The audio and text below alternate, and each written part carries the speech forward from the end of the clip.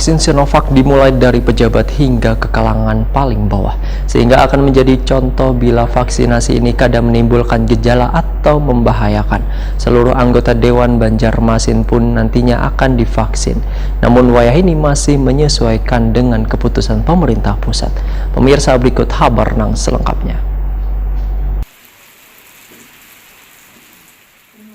Vaksinasi Sinovac dimulai dari pejabat hingga ke kalangan paling bawah, sehingga akan menjadi contoh bila vaksinasi ini kadang menimbulkan gejala atau membahayakan. Buktinya vaksinasi tahap kedua pun sudah berjalan dengan baik wan lancar. Demikian dipadahkan Ketua DPRD Banjarmasin Hari Wijaya, Wahid Takuni Prima TV jelang tengah hari Kamis, 18 Februari 2021.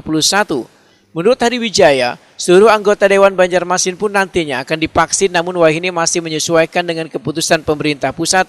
Politisi Partai Amanat Nasional ini pun menegaskan bila seberatan wakil rakyat yang ada di gedung DPRD Banjarmasin ini tentunya sudah siap untuk divaksinasi sesuai dengan aturan dan ketentuan yang diterapkan pemerintah. Jikapun ada nantinya yang kada tervaksin, itu dikarenakan anggota dewan tersebut ada memiliki riwayat penyakit sehingga kada boleh divaksin. Hari Wijaya yang sudah 2 kali divaksin ini pun menyatakan bila vaksin Sinovac ini aman untuk tubuh, apalagi vaksin tersebut untuk mencegah tubuh dari wabah virus corona. Sehingga Hari Wijaya berharap ke depannya seberatan warga di Banjarmasin ini tervaksin supaya penularan wabah virus corona ini kada terjadi lagi.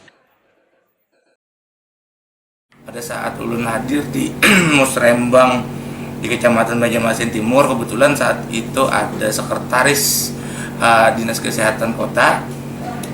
Ulun minta juga bagaimana mekanismenya untuk memperjuangkan seluruh masyarakat Kota Banjarmasin yang memang bisa sesuai dengan ketentuan divaksinasi, untuk semuanya divaksinasi. Kami atas nama DPRD siap untuk membantu atau memperjuangkan hal tersebut ke pemerintah pusat nantinya.